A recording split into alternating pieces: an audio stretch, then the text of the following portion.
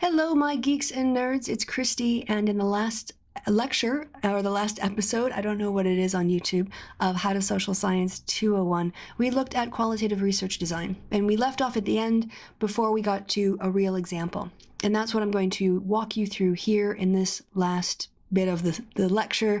We're going to be examining my research that was funded by the British Academy in 2010. The study was also funded again in 2015, and if you've been on my channel a lot, you know I've talked about the study, and we've got a YouTube channel where I blogged when we did our field research. Starting with an example just to kind of tie together the elements that I mentioned last time, I'm going to go through here an overview of the study and then some particulars of the study design. So the research design is what, as I said, is the overview of the entire plan of your research from beginning to end.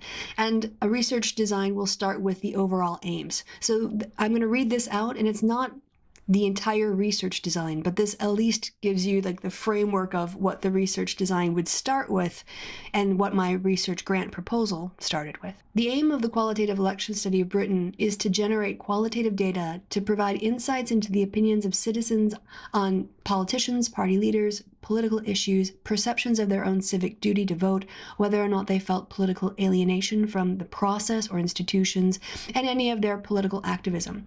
And I was collecting that data both before and after the general election. The goal of this data collection was to allow analysis of the meaning that underlies people's political assessments. It's to uncover the sources of their value system, to make explicit the ways that people were reaching their judgments, the values that informed their political preferences. And also, by being open to listening to what people said, the analysis could allow for the identification of new research themes. The study design talks about how you're going to collect the data in particular, how you're going to deal with your participants, how you're going to run the study, the numbers of them, all this kind of thing. So the research design, again, more overarching and broad. It looks in the totality of your scope of your research. And as I said in the last lecture, I use the phrase study design to talk about the specific data collection. So here are what I basically gave in terms of information on my study design. The project would begin in March 2010, and the data would be collected by July of 2010. I was recruiting people in person. I also recruited people by email and snowballing and word of mouth as well. But each of the people who wanted to participate had to fill out a questionnaire with their demographic information. The reason for that was because I didn't want a focus group of all students or all women or all labor voters or, really imbalanced. So I recruited more people than were invited to participate, and that was the in-person and email and snowballing sampling frames. A small incentive was offered to increase participation rates, and the focus groups took place in the evenings to allow, and also on weekends, to allow full-time workers to participate. So understanding that people's time is valuable, and especially for people who are poor, who basically could be doing better things with their time than giving it away for free to some researcher, I recognize that people's time is valuable, and if you want to incentivize people to participate, then you need to compensate them for that. And in my budget, I offered them £25 for 90-minute focus groups. Those who were selected to participate were provided with written information to explain what informed consent was and the procedures used to ensure their anonymity.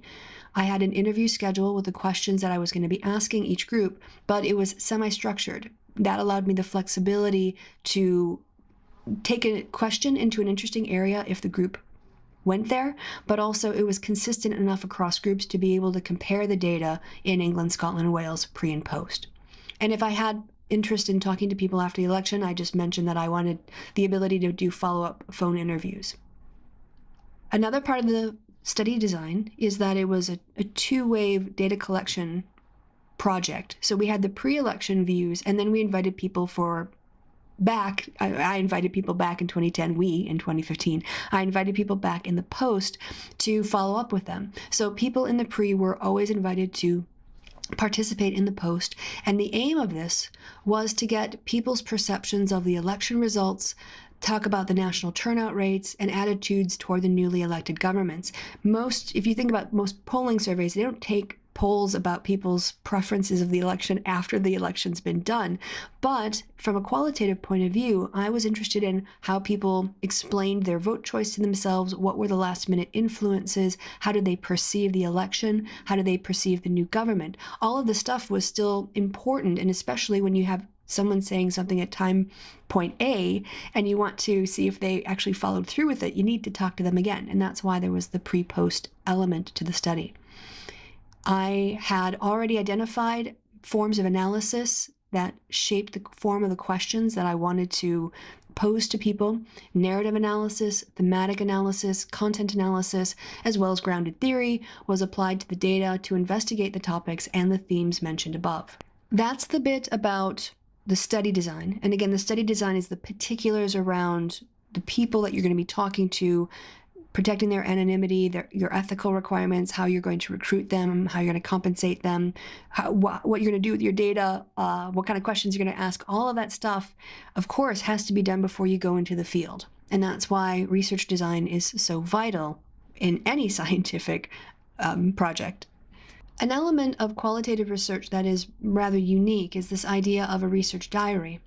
And the research diary is the record of the researcher's involvement in their own projects. It contains information about the researcher, what the researcher does, the process of research, and it complements the data yielded by the research methodology. We've talked about the fact that qualitative research is iterative. And in iterative research, you have to adapt and make changes, and you're thinking through your concepts and revising things.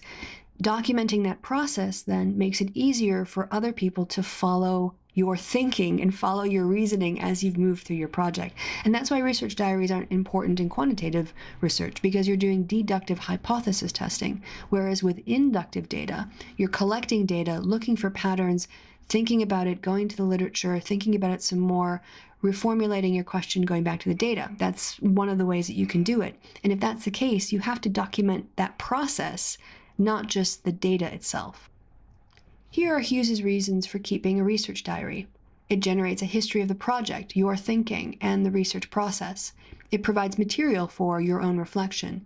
It provides data on the research process itself, and you can record the developments of your research skills in this research diary as well. And in my notes, I also find it very helpful as a way to work out your concept, ideas, and your research question, and it can be a place to brainstorm. What goes into a research diary? A summary of what happened each day you work on the project. And this is particularly important for people who do ethnographic research, people who go and embed themselves, let's say, in an activist community or into a business setting and watch people to try to understand the culture of that business. So research diaries in particular are very, very helpful for ethnographic research. Another thing that can go into your research diary are stories of conversations, discussions, interviews, your planning sessions, and so on with your peers and teachers and supervisors. You can keep a note of your questions and topics for further study or investigation, your guesses, hunches, thoughts, and dreams. You can map things out, mind maps, or write diagrams. You can put in there just random observations, reflections on what you saw. You can even put in reflections on what you've thought about having read through the diary, and see where you've come from the beginning of your project to whatever point you're in. And you can then also use it for plans for future action or research. Observation and research plans will be written up in your field notes, progress reports, and research proposals. If you put into the diary the ideas that they occur to you as they are being developed by you, it'll be fresher than trying to just remember it. And you can also include their reflections on your practices, performance, behaviors, feelings, and actions as a researcher. These can also later be used in your analysis to reflect on where you were in the process or what had affected you about what you had seen. And so your research diary doesn't have to be published. It's your research diary, but you might find that you've gone on a journey and seen your own view on something become more mature or in depth. And so looking at that process of understanding might be a useful piece of information to add to your research, to talk about the impact of conducting the research on your understanding of the concept. And your readers might really benefit from that. Hey everyone, I'm Christy. I'm Aitzia. And we are doing the Qualitative Election Study of Britain, Cardiff, edition. So we get to report our first Cardiff-based vlog for our focus group research. And last night we did the second of the televised, well, we call them debates. The third one's not going to be a debate, but the leaders' appearances on television. And Adzia ran the group last night in the first half of it before the debates. So I'm going to go ahead, we're going to have a little discussion about the challenges and other things that happened around Cardiff, how the group went before the debates, how we thought people were reacting to and working on their data collection during the debates, and what they thought about how it went. Yeah, so then people turned up at yesterday's focus group well in time. In fact, I started 10 minutes before the scheduled time. Got an extra minutes of basically 10 free minutes of data collection. Yeah, that was brilliant. Yes. Yeah, and I think because of those 10 minutes, the first question that we asked, I could spend a little bit more time probing everyone. Otherwise, I would have had to rush through it. In any case, you were worried. I was not going to finish in time. Because I was sat there and I knew, because I was, so we had the student assistant, the room, to get to the room was quite complicated, and it was getting to be about the time where people would start arriving. So we sent the student assistant to kind of go and greet people at the door and give them directions, and then I would stand outside the hallway. There's a really long hallway, and I would sort of stand at the end of it and be like, "Are you looking for the focus group? Yep, this way." And so when I had gone to fetch the student because he didn't know everybody had arrived, you had already started, and it was 10 to 7. Yes. And I was like, oh, this is great. We get like an extra 10 minutes of data collection. And then Adzia asked that question, and it lasted till 7:15. I was sitting on the other side just freaking out. So I'm like, she's got this question to get through, and she's got the leader's exercise and this and this. I'm like, there's not going to be enough time. There's not going to be enough time. But I was wrong. She totally managed her time, managed to squeeze every drop out of people. And we had enough time to have a comfort break, but then also set up the students with the social media experiment and get the room set up for people to do the leaders' reports and to hand out the leaders' reports before the actual debate started. So it worked out in terms of timing really well. But you felt the whole time like you had it under control. Yeah, I felt like there were, like I was mentioning it this morning, there was some things coming out from the participants which I felt was very useful for us in terms of richness of the data, and I was trying to walk that line of not stopping them before they give you that gem of insight, but not letting them ramble too long, because that's not going to be helpful. So trying to find that balance and making sure that everybody had that input as well, because I think the first question that we asked them is one that is going to be quite relevant for us for this election. Yeah. And we had mostly undecideds, or at least non-partisans in the group, and getting insight into what is driving them to make up their mind was something that I thought would set the tone for the rest of the focus group. And by way of explanation, we actually have a sort of a recommended time length to make sure that the moderator, whoever's running it, can kind of peg when they start and get a sense of how long the question's been going on, and then move on to the next question, so you make sure you give every question enough time. And that question had been listed for, like, 10 minutes? 15. 15 minutes, yeah. And you went for 25. Yeah. And that's why I was freaking out. Yeah. So it wasn't just like I thought she was, it was like, we're on a time thing, she's gone over, but she totally had it under control. In terms of our methodological approach, what we wanted to do, Roger Scully was quite interested in this nexus of people voting for parties at different levels, at the council level, at the assembly level, and at the Westminster. And that was the question that you spent a lot of time kind of pulling out. And maybe, do you want to talk a little bit theoretically about why that was important? Well, I think at the end of the day, what we are interested in is what drives people to make a particular choice in terms of why do they vote the way they do. And Roger was interested in trying to find out if there are different drivers at different levels of government, different levels of elections. So I wanted to make sure that we give him and give ourselves enough of data to be able to answer that question and to be able to see if there are any differences. So is it policy, is it party, is it candidate?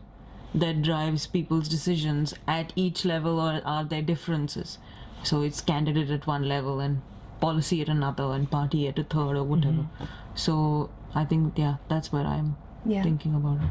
And yeah, do you want to just kind of then give a summary about how you felt like the first half went? Very well.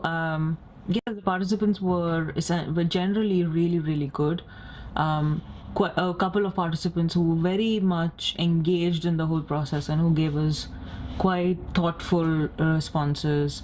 The group as a whole worked really well. There was not anyone who wanted to dominate or was extremely outspoken, or in the sense of inhibiting other people from speaking. So and it was a small group. It was about 6 people around the table. So in that sense, it was quite intimate as well. Yeah, I thought that the rapport between the members of the group was quite good. A good feel for it. Yeah. And they were kind of politically aligned. I mean, it's Wales, so it tends to be, or at least where the constituencies that we were drawing from, we didn't draw from any that had sort of like a natural conservative base. So did anyone say that someone said they had considered voting or would consider voting conservative or had voted conservative in the past. But I think that there was more like less of the UKIP side of sort of the political spectrum. And so they tended to have very similar values and critiques, and sort of sided, and they had differences, like they disagreed on like later on Natalie Bennett's performance to some degree, and we can maybe talk a little bit about that. But generally they had a rapport going on because, I mean, I think the other thing that was very interesting was that there were